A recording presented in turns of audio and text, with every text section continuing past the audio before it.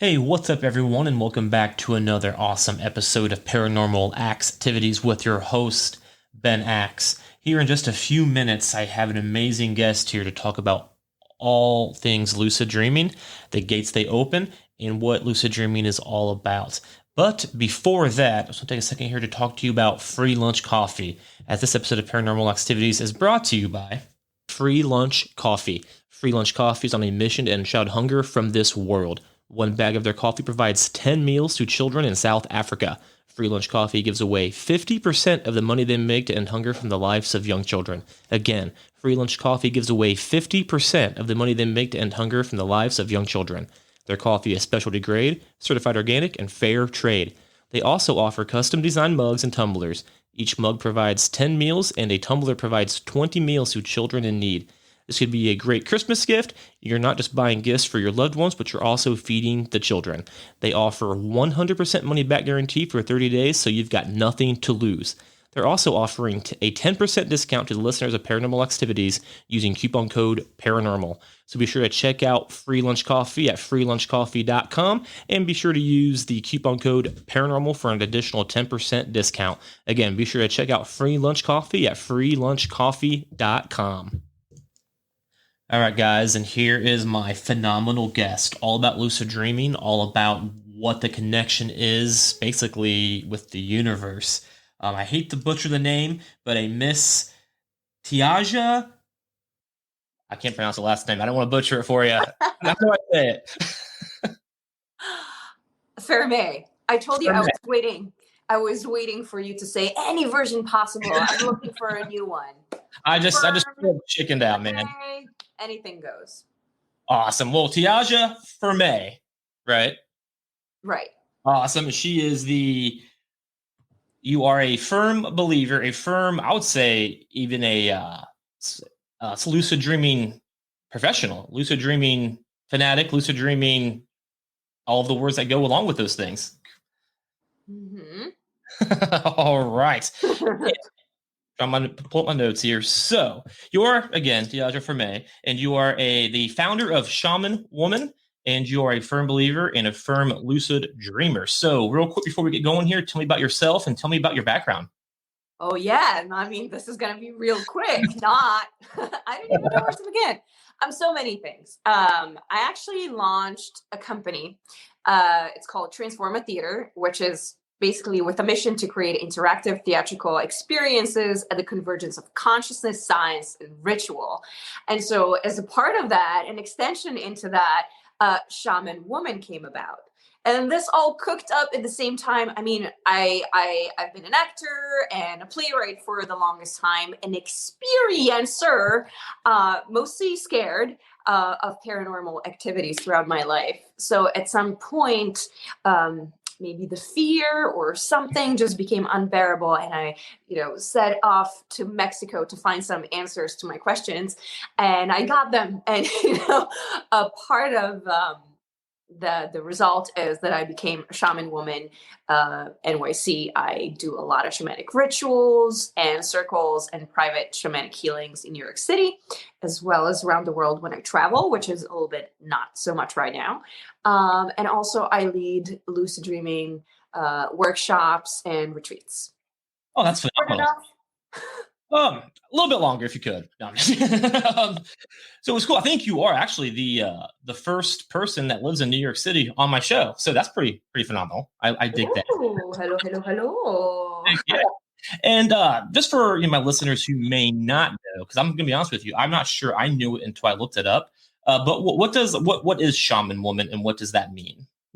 What is a shaman woman? Well, shaman means in Siberian language, the one who sees in the dark.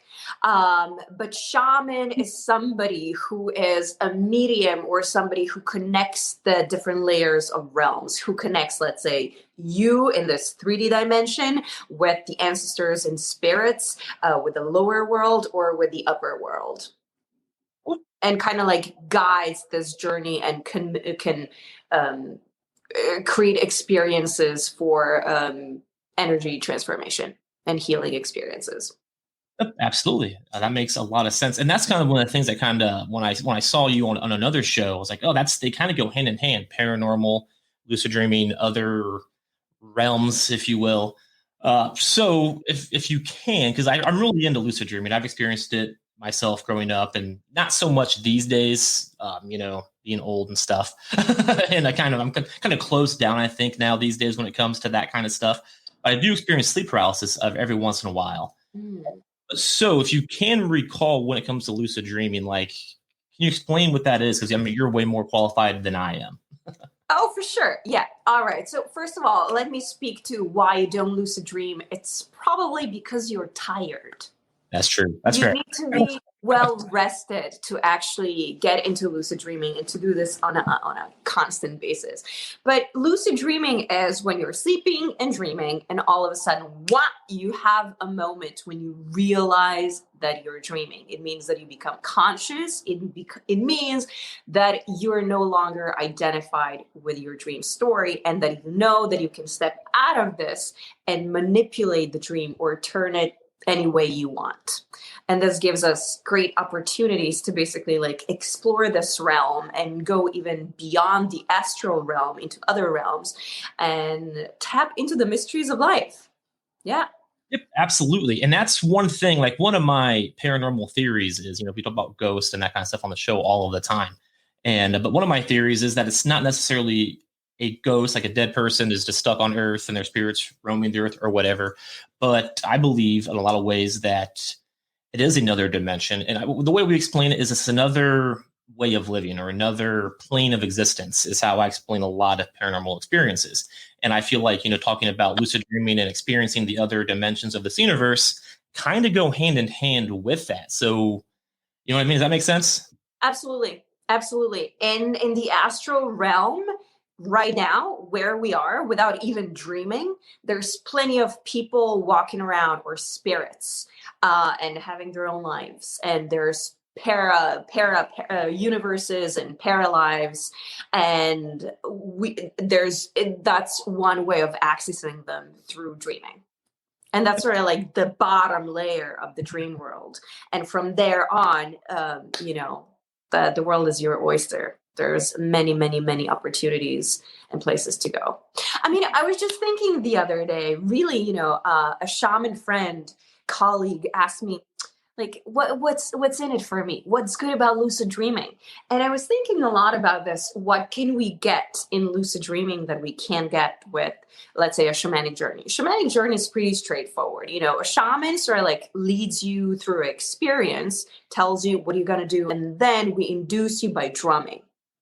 That puts you into a theta state of mind, and you kind of like have a journey, but you never really leave your body. So in a way, it's sort of like an astral projection, right? A difference between an astral travel and projection is that the projection is you kind of like through a periscope look out through your third eye, whereas in the astral travel, like your astral body actually leaves this plane. So what's the difference? Because you can get a lot of insight and a lot of wisdom, and you can connect with many, many realms, many spirits, many elements, even with a shamanic journey. But what really happens in lucid dreaming, as well as in astral projecting, is that you can tap into the mysteries of life. And I feel like we're all, like dropped onto this planet without any manual and really knowing where we come from, where we're going, why we're here. Sure enough, we find some motivations in something that we try to drive towards. But it's kind of tricky, isn't it? So lucid dreaming or astral travel really gives you an opportunity to ask these big questions for yourself. Like, if you were adopted, who are my real parents? What's my mission in life? Who's my soul family? You name it. How was the world formed? Where, it could be also open-ended, but to really sort of like get under the skin of what the fuck, why we're here and what we're supposed to do. Absolutely, it makes a lot of sense. And one of the things when I believe it was the first time I've ever experienced lucid dreaming. I was probably in high school. It's been a minute now, but I remember very clearly. And how real dreams work. You forget them pretty quickly, except for like really crazy ones, I guess. But this one I remember until the day I die, and I was flying. Granted, I'm a nerd, I like Superman and that kind of stuff. But in my dream, I flew off Earth, and I was flying past like Mars and then Jupiter and then Saturn. And I'm telling you, man, it was so real. And I was thinking to myself, I'm supposed to be asleep right now. This is a dream. This is not real. But then I like flew over Jupiter, what I'm saying. It was so real to the point where I know I'm dreaming. I was telling myself I'm awake, but I'm dreaming. There's no way this is real. And it lasted for a while. And that was definitely the first time I had a dream or an experience quite like that. And then a few times later, going forward with sleep paralysis and stuff, there were times where I know I'm asleep, I know I'm dreaming. I would do things here and there, but nothing outside of that, really, if that makes sense. That makes total sense. Actually, this sounds right on. My first, I guess, my first conscious or my first by will lucid dreaming that I had also involved basically being in the space and looking at the earth. And, my perspective was of how through millennia the continents were forming. I wasn't exactly flying past Mars and Jupiter, but that's right on. And I think that I just recently listened that one of the great thinkers at some point had a lucid dream where they were traveling through Jupiter and Mars and Saturn and basically discovered, I think, how many moons one of them had or how many rings. And then they were reporting, this is so, and wrote it in some kind of literature piece that was later on discovered. And then later on, astronomers actually confirmed that these are all actual scientific discoveries, only that they were actually scientifically confirmed only, I think, hundreds of years afterwards. Sure. So, yeah, and like that kind of stuff happens. It's hard to argue with like the evidence that it provides. You know what I mean? Like a lot of people will say, well, lucid dreaming it's just a dream, or paranormal stuff doesn't exist. But all of this stuff happens. You can't dispute it, really. You know what I mean? Like there's so much evidence, there's so much proof. So like, how do you argue that? Well, I mean, absolutely. The thing is, not only is it true for yourself, but it's also you can basically turn it into your own advantage. You can train different skills while you're lucid dreaming. So it can work for anybody. If that means if you're a Taekwondo trainer, or let's say that you compete in Taekwondo, you can really look and break the movement down almost like to a pixelated level or speed it up and train and see what happens, because you have a full control over sort of like the space movement as well as sort of like the time component, whether you want to slow it down or if you want to speed it up, or if you're a negotiator and you train mediation or closing deals, and you can really see what triggers people, and you can see how to sort of change your delivery to influence and make an impact, or you can zoom in on the little sort of moments when you slide off, or if you're a cook, and you can look into how to really make your cupcakes magical and so attractive that nobody can say no to them, and nobody goes to Melissa's anymore, and everybody comes straight to you, which I would never go to Melissa anyway. I was so shocked. Somebody posted on Facebook last week was it a banana bread pudding or was it cupcakes? But it was Melissa's, or wait, what's the good one? I'm not sure. What's the bakery that does banana bread pudding? The irresistible one. I'm gonna be honest with you. I don't think I've ever eaten banana bread pudding. Oh my God, you're missing out. What do you eat? Man, pizza and hamburgers. That's about where we Oh, I see. Okay. You're more on the savory spectrum. Got it. Taste, Magnolia. It was Magnolia. And I was like, I can't even believe that you're comparing these two categories. I mean, this is like comparing, like a steakhouse or a McDonald's. It's right. Ridiculous. Yeah. Okay. Anyways. I agree with that. So, and one thing that you do though is I know you've done at least one seminar, probably more. I'd honestly, again, my homework kind of lacked, unfortunately, today. But you do seminars on lucid dreaming, correct? That is correct. The next one is coming this Saturday, and then we're doing a digital lucid dream retreat next weekend, which is like the 27th through the 29th. I kind of figured out that a lot of people either won't be able to travel to attend the Thanksgiving, or, it's going to be stilted in some way, or maybe some people are just like fed up with the whole family dynamic. So I figured that there might be some people who might be interested in learning something new on the Thanksgiving weekend. So I didn't wait for rolling, especially now. I know I'm not sure how New York rolls, but probably the same way. I know that COVID hit really hard in New York, but in Ohio, they just released a new curfew today. So I'm sure by the time Thanksgiving rolls around, we're all going to be locked up in our houses. So that is a perfect time, I think, to do any kind of webinar, seminar, all of the above. Thank you. I appreciate it. So one question for you here is, earlier you mentioned that I probably don't lucid dream anymore because I'm tired. So what is the primary way, if you wanted to lucid dream, how would you recommend doing that? And how do you teach your students in person to lucid dream? Okay, so one thing I would say that works for everybody, even if you're a complete rookie, is this. Go for a walk right before you go to bed, and walk extremely slowly and notice everything. Make a mental note of absolutely everything. Don't actively engage with it, but it's almost like a walking meditation, and give yourself space to sort of like look at the door that you're passing by, and you say, oh my God, look, I've never noticed. This door has a number 57 on it. 57 actually is my birthday number, July 5th, blah, blah, blah, blah. And this is actually the number of my parents' house. How funny, I never noticed that. And then you keep walking and say, oh, these cobblestones, I really feel them. I feel like I'm in the medieval city somewhere in Europe.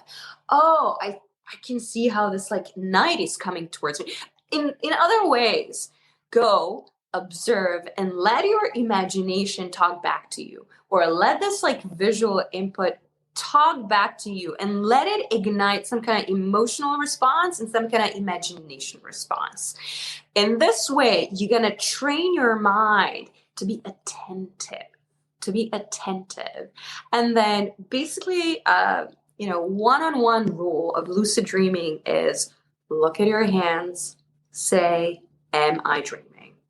So you go about your day, you go about your evening, you look at your hands, you say, am I dreaming?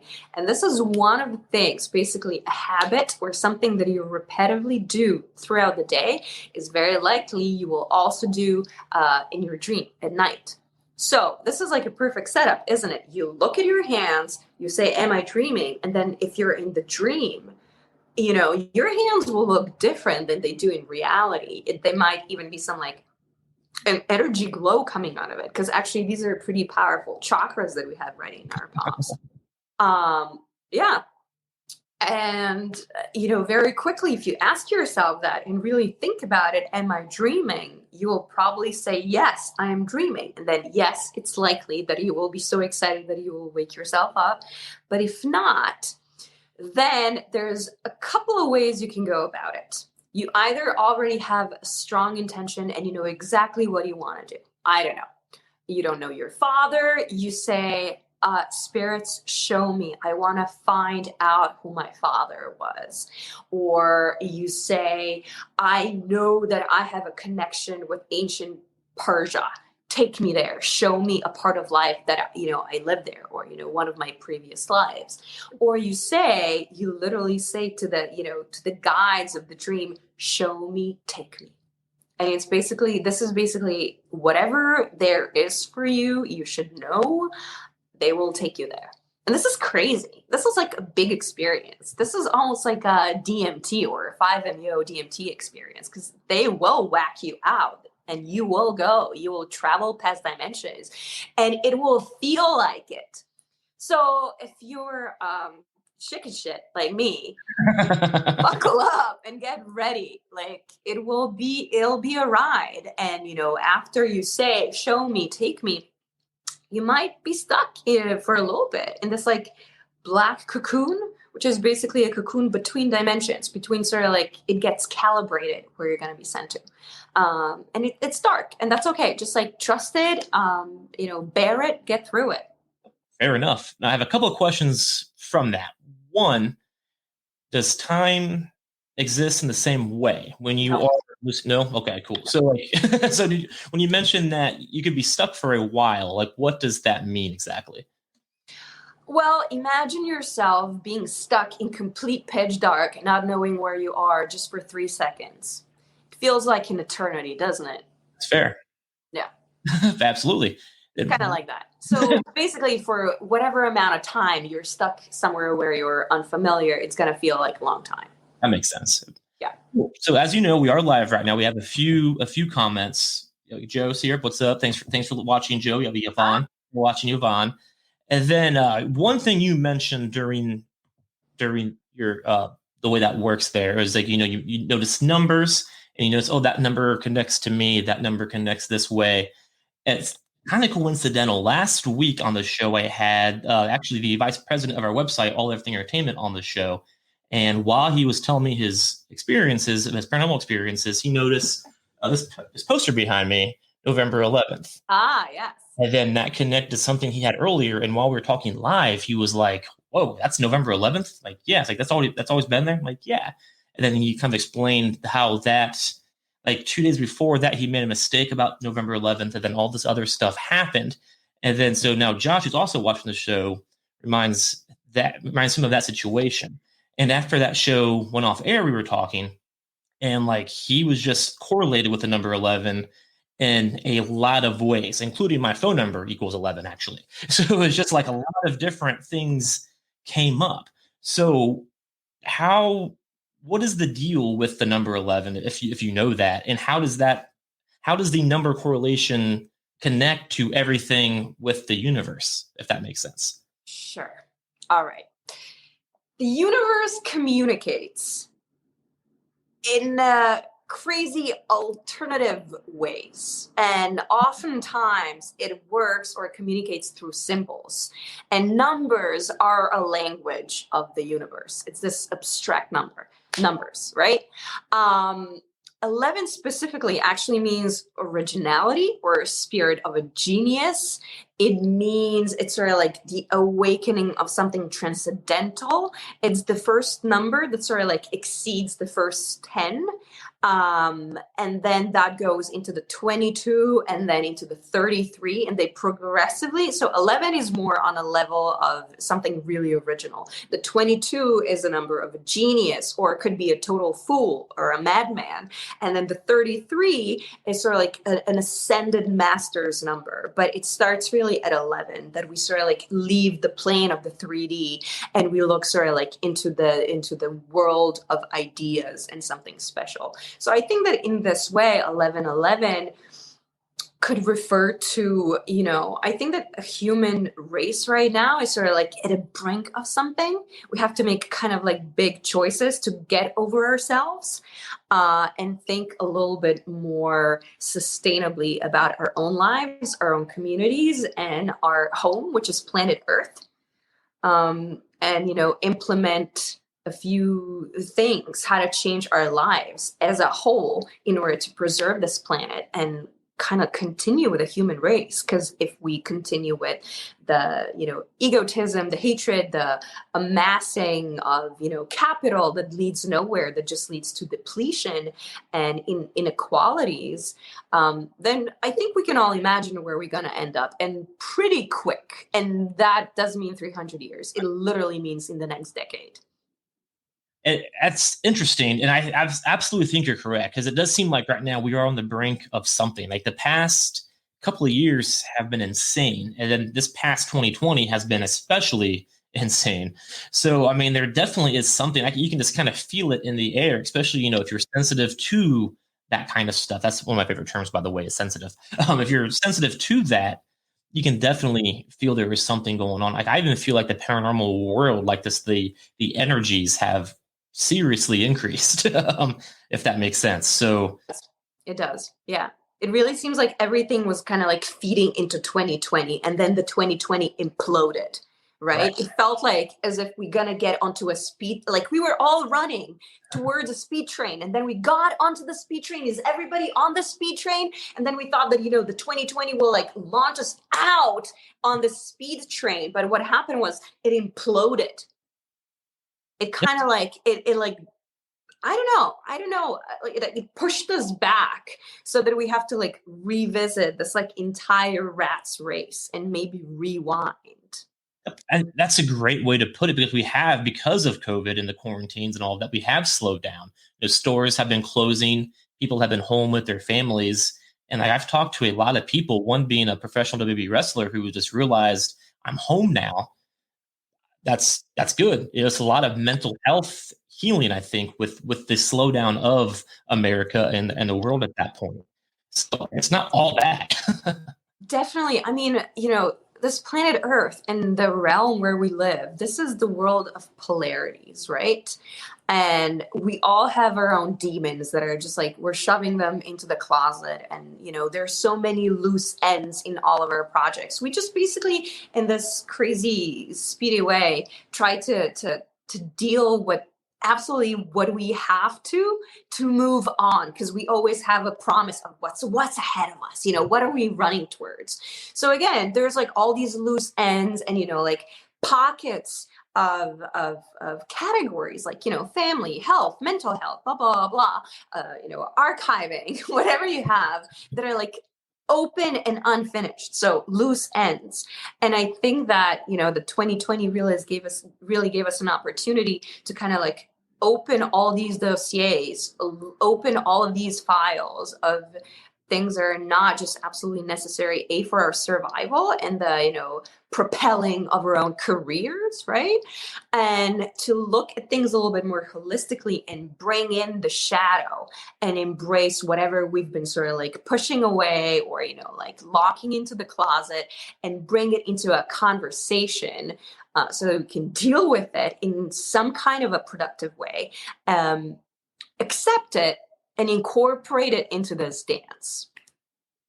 I think that's probably the goal here. Like it is a dance right now. We're figuring out, we're all getting put in our places here. And once everything syncs up, it'll be all right. I have faith. So now back to the lucid dreaming. So I have two questions here. I know because you went kind of virtual here with COVID. So when you do teach this or practice this with others, how does that work? Like how do you, is it like a yoga, or how does that go? Alrighty. So basically I lead a little bit of a meditation first, so that we all kind of connect with the multiple facets of our own selves. And then I tell them a little bit of an intro or of why this lucid dreaming matters at all, which is kind of what we attacked before. And then I tell them what the process is, and I lure them. It's almost like it's called induction, but it's very similar. I'm not going to say hypnosis because I have never officially studied hypnosis or done hypnosis, but I think that you could say that it's akin to that. And even as a lucid dream coach, I have seen tremendous results by incorporating my shamanic drum, and a candle flame, because it's really important that on some level you connect with the elements, you transmit your intention of transcending and being able to sort of like grasp your consciousness even when you're dreaming. And also I think that fire has a magical kind of property of opening up your like third eye. Even as a child, I remember sometimes would have big bonfires, and there's something hypnotic about the fire. So if you sit there and you look at it for a while, I feel like I remember even as a child, when I went to bed after that, I would feel like I can still see the flame. So that's something that kind of aids with lucid dreaming. It opens like these like other pockets and other glands in our body, in our minds, that make us more perceptive to go in. What's funny about that is it's the exact, like I've done several sessions of like communicating with the paranormal, if that makes sense. And one of the first things you do least from my experiences, the thing that we do when we do it is we light a candle. That's just the number one, that you have to have a candle or it's not going to work. So, Interesting. I did not know that, but yes, it makes so much sense. yeah, I didn't know that about that. So the fact that they all kind of connects, that's crazy. It's also like, I think that all these natural elements are actually mediums, mediums for the higher force, or whatever you want to call it, to find a way of embodiment and expression. And by paying attention to it, you bond with it, or you become more sensitive, to go back to your favorite word, which is also one of my favorite words. And you're able to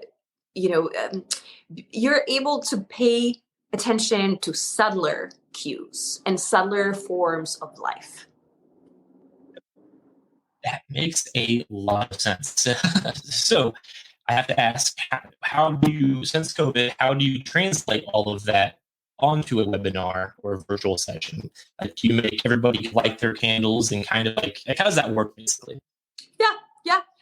Everything. The only two things that I tell them they need is a candle.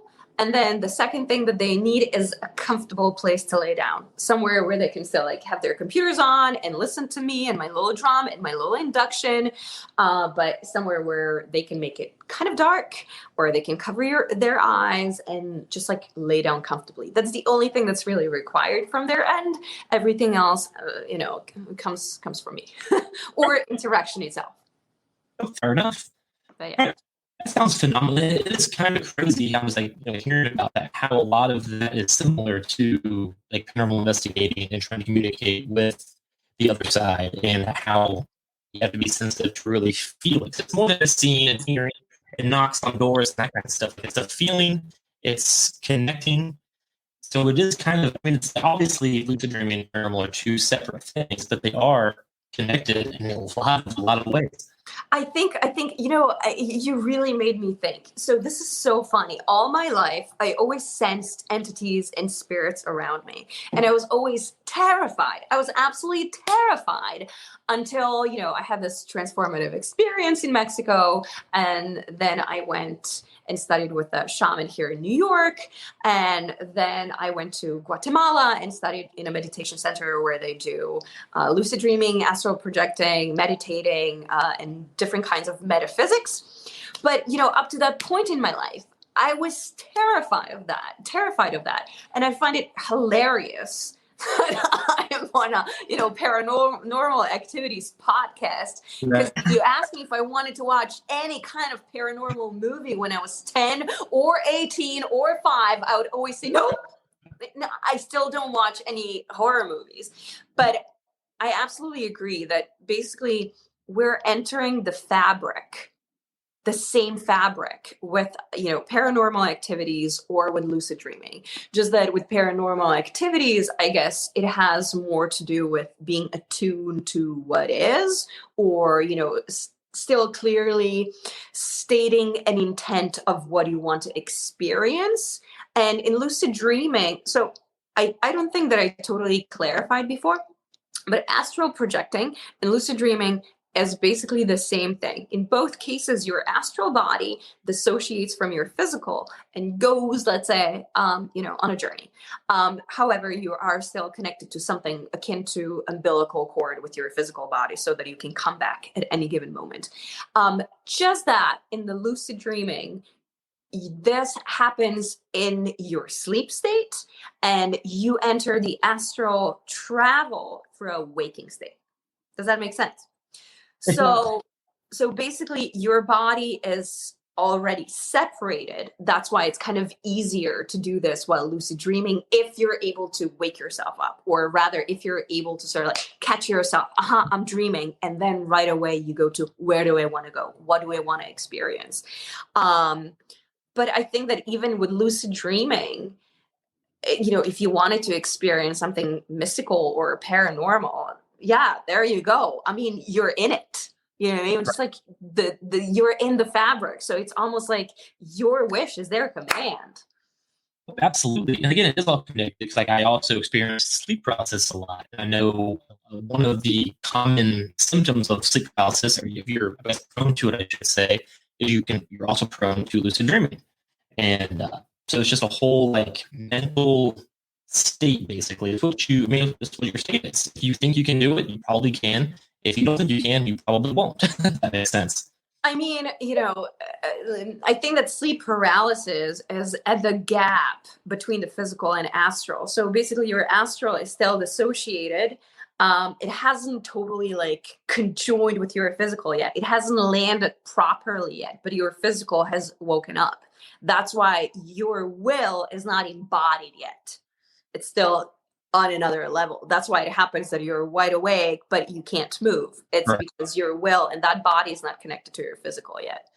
I mean, in that sense, you're just kind of forced to stay there because you're refusing to go to the next step. That makes sense. Yeah. Very excellent. All right. So I do have to ask, I like the fun questions here. What are some of your, if you want to tell, I guess, what are some of your favorite moments or your favorite experiences of lucid dreaming? Yeah. Okay. So there's a few. There's a few. Okay. So I really loved my first big lucid dream thing because this was the first time. It was like a month and a half after I came back from Guatemala, and it was really like, how the hell do I practice this lucid dreaming? How the hell am I ever gonna catch myself? Who has time in New York while rushing, looking into my hands and being, am I dreaming? I mean, to the point that I can make it a habit. This is ridiculous. But I remember that at a time I was like subletting my apartment or something, and I was staying over at a friend's, but they had a problem because there was a party. So they kept calling me and waking me up in the middle of the night. So I had this like, moment of fractured sleep. And so in one moment, my body was so discombobulated that I was dreaming, but I was like scared that they would like call me again and that I'm missing something in this reality. So in one moment, I was able to catch myself, and I was like, wow. I was actually at my best friend's birthday party, my best friend's from my childhood. And she looked at me and she said to me, go wash your hair. And at first I kind of like joked and I said like this, and I just like made a gesture with a shawl, and that thing completely changed my entire hairdo. And then I looked at myself in the mirror and I was this like desert woman, really dark, and I was like, oh my God, this is how I look like. And then she said, no, wash your hair. And then I started walking through this like eyes wide shut kind of villa, and thinking, this is ridiculous. Like, I'm already here. Like, why would I waste my time washing my hair? And then all of a sudden, when I said that to myself, I looked up and I said, I'm dreaming. I'm in a dream. And then literally, I was just like, I stopped and I said, okay, show me, take me. And there was this moment where sort of like this party house became a tunnel that was just sort of like gray, like different nuances of gray. And I saw different geometrical objects kind of like come out from the ground. And then there was a moment where it whacked me out into something that felt like a vacuum. And it was really interesting because sort of like auditory wise, we were in a vacuum. There was absolutely no kind of sound. We were in a deaf space. And then there was like, I kind of saw the formation of the planets and formation of the continents. And then it took me literally to a sky and to the door in the sky. And the voice said, like a golden fish fairy tale. It said, you can visit 3 people and tell them that you love them. And then right away, I went to 3, one by one, but I went into 3 totally different stories. But it felt like, I don't know, in some way, it felt archetypal, really archetypal, with this particular structure of, a voice that grants you 3 wishes. And then at the same time, it was like deeply meaningful for me because I knew exactly who those people were that I wanted to talk to and connect to. And then I want to add, there was one more experience that I really enjoyed, where I was in an apartment, completely empty apartment, and I started basically flying here and there. So this is one thing in the dream world, right? You don't have to work hard to move your body. Actually, your body moves by itself, by the volition. So if you tell it, I'm on this side of the mountain, I want to go over there, you do that instantaneously because it works by volition. So, I said, you know what, I'm lucid dreaming, but I don't have enough energy right now to ask the spirits of the dream world to take me far away. Like right now, I'm not in a state that I could endure in any, of those pitch black places. So I said, I'm just gonna rehearse this a little bit. I'm gonna fly like a little bee here and there. And then in one moment I was like, this is ridiculous. I'm wasting my time and energy. And I looked up into the wall in front of me and I said, show me, take me. And then there was a moment where this Harry Potter and the Quidditch, the little ball that flies really fast. Yeah, I guess Quidditch is a game, but then they had this little thing, Quidditch ball, I guess, which was just like that. Yeah. So all of a sudden that popped up, and I got a message that this is calibrating where they should take me. And then what was really interesting was that sort of like the left part and the right part of room were identical. They were just like a mirror image of themselves. And in between them was this like Quidditch thing vibrating and calibrating. So there's a few things there that kind of caught my attention. One, you said you were in a vacuum. Space is a vacuum, kind of go hand in hand there. One question I have from that story made me think of this. Do you think it's possible that, you said you didn't have energy to do a certain thing? Mm-hmm. And as far as I know and can tell, that the paranormal side of things involves energy.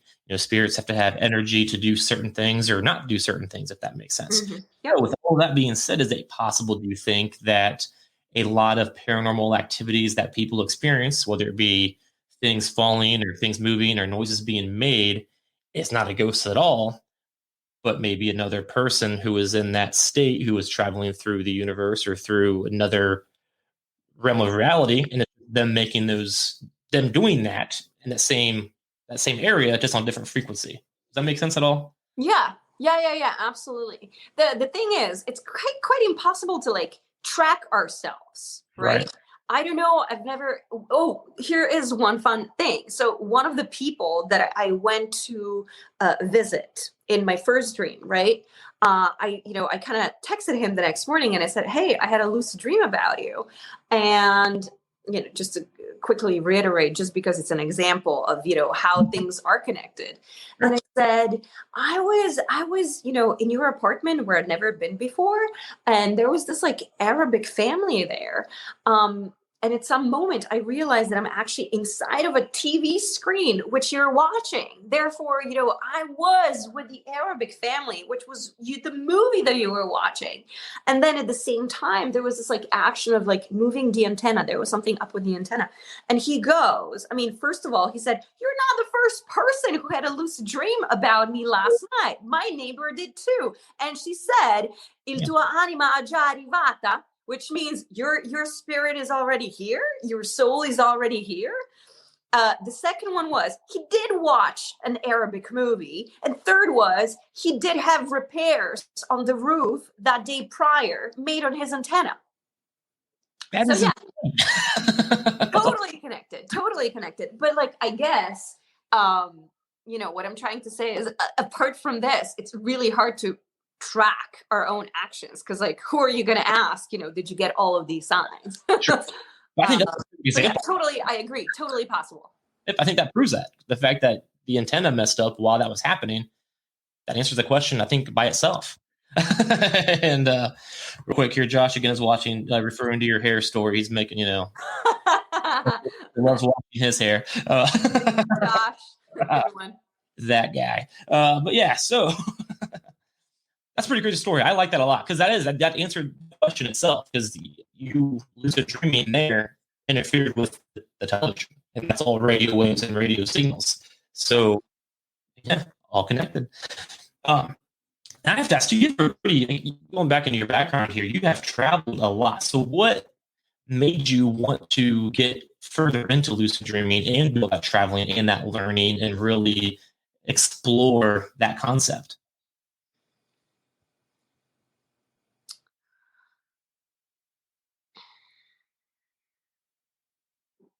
Sorry, I took a little bit of a pause. I'm thinking. I mean, I feel like, again, coming from a lifetime of fear of everything paranormal. And again, after I started studying with some people and sort of like saw the structure of how things work together and where the souls come from and soul contracts and how most of the things that we access are actually made of love and really high up light energy. I guess I wanted to just like know more. It seemed like, okay, so this is what it was. I came back from Mexico, and then I had some kind of rash on my tummy. And I went in and met this very, very, very cute doctor who with one look at me, he only said to me, "Oh, you should go to Lake Atitlan in Guatemala." And then I went to some kind of moon worship, moon dance somewhere in Bushwick, and I met a girl, and she said, "Oh, you should go to Lake Atitlan." And then I met the third one and said, "You should go to Lake Atitlan." And I was like, "Okay, I get it completely. Now let's talk. You give me a recommendation. Like, where specifically am I going? Like, I am going there, that's for sure. Like, but where specifically?" And she sat down and she typed in my phone, Piramides del Cap. So I looked them up, and it's this meditation center where everybody individually lives in a small pyramid, basically in the middle of this jungle. And they teach you how to meditate, how to lucid dream, how to astral project, and sort of like different metaphysics disciplines, right? Which is tarot, which is shaluhaka, astrology, everything I've ever been interested in. And it just seemed so out of this world. I mean, lucid dreaming, who the hell knows anything about that? It seemed like that is the exact thing that I want to learn because I don't know anybody that knows anything about it. So basically, I was attracted to it because it sounded wacky. Also, I started reading Carlos Castaneda's books when I was 13 and have been, periodically reading them on and off this like entire time. And he does have a huge emphasis on what happens in the, in the dream reality. So I was like, oh my God, what? There are people out there that can teach me this? Unbelievable. So that's why. Awesome. That makes sense. That's the same reason I started this podcast. I had a lot of paranormal things happening since I can remember. It's my idea. I was like, I was afraid of it. I got older. I was like, all right, let's just learn about it. So I started the show to talk to others who have similar experiences. So that's the way to face your fears, I think, to figure out what's going on, is just to talk to other people about it and, learn from each other. Because everybody has certain experiences, and you put them all together. It's like each person is a puzzle, if that makes sense. And absolutely. Together, it's excellent.